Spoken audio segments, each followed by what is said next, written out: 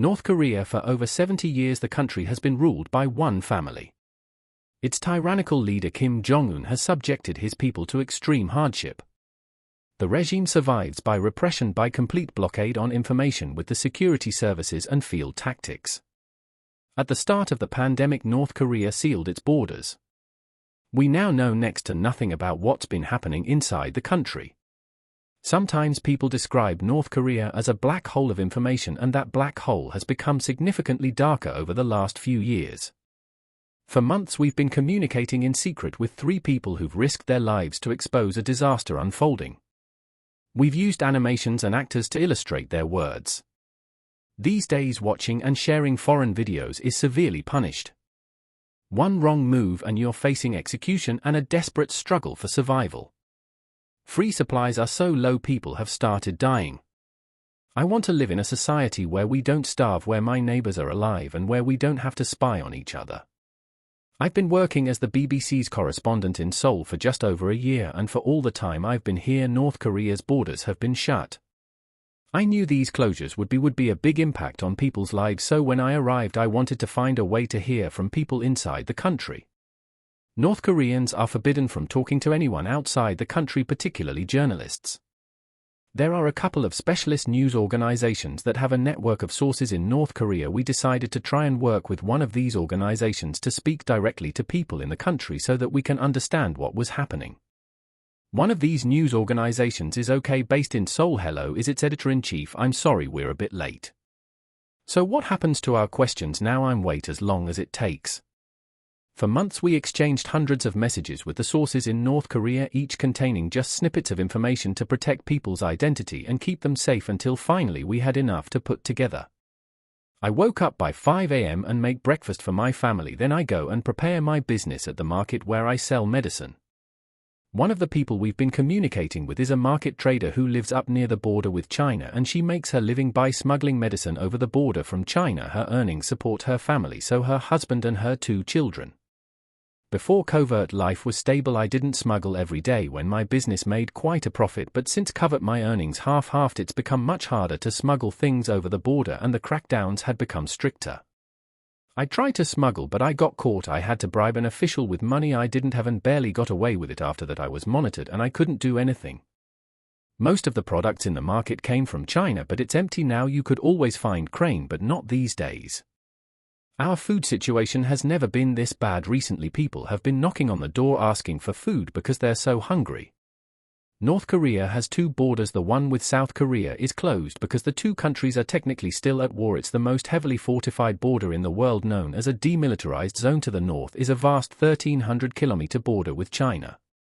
Through closing its borders, North Korea not only stopped people from leaving and entering the country, but it cut off trade, so they stopped freight trains from even crossing the border from China with vital supplies of food and medicine.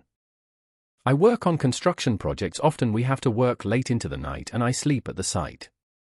This person, who we're calling Chan Ho, lives near the Chinese border with his family. I wouldn't be able to survive if my wife didn't work at the market. Free supplies are so low people have started dying. It's been so long since we received government rations. We somehow survive on what little food there is, both hard not knowing how much longer we will live in this pinched poverty. The future is dark. Hundreds of miles away, in the relative luxury of the capital Pyongyang, live the woman we're calling John. In the morning I put the rice on to cook before waking the rest of the family, then I start my job at a food store. I used to be able to sneak some fruit and vegetables out of the store where I work to sell them at the market. I'd use the money to buy rice, but now they thoroughly search our bags, so we can't make a side hustle. My family doesn't have enough food. My husband and I survived by thinking 10 more days and then another 10 days, thinking if something happens you might starve, but at least we'll feed our kids. Once I didn't eat for 2 days. I only drank water. I think it's really interesting that we have somebody from Pyongyang speaking about how hot the situation is. It's affected Pyongyang as well, which speaks volumes. There are lots of baggers now. If they're lying down we check them and usually find they're dead. There are others who kill themselves at home or disappear into the mountains. I never used to hear of this happening. I know one family that starved to death at home. No one came in or out for 3 days. Water was brought around and we knocked on their door telling them to get some and nobody answered. In our village 5 people have starved to death in one family. Their wife was too ill to work. There were 2 children were surviving by begging. In the end all 3 of them died. The official cause they were given was death from disease. In another household the mother was sentenced to hard labor for violating quarantine rules. She and her son starved to death. Recently an acquaintance's son was released from the military because he was malnourished. Suddenly his faith became bloated. He died within a week. We had reports and rumors that perhaps some people were starving, but I had never expected that 2 out of the 3 people we'd spoken to would know people who had actually starved. For the past 10-15 years we rarely heard of death by starvation. That was something that happened during the late 1990s or early 2000s, but to hear it happening again in the past 2-3 years, I think it is taking us back to the arduous march which was the most difficult period for the North Korean people.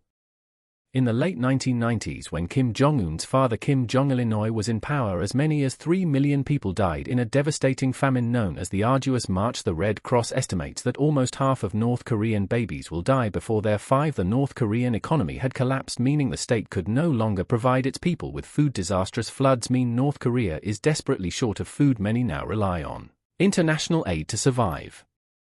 People quickly learn not to depend on the government for food. They started smuggling things in from China to sell at markets. Ever since, most North Koreans have depended on this unofficial trade. When the border was closed, this lifeline was severed. With the restrictions in general that have been increased, that is really worrying then for North Korean people's ability to fend for themselves.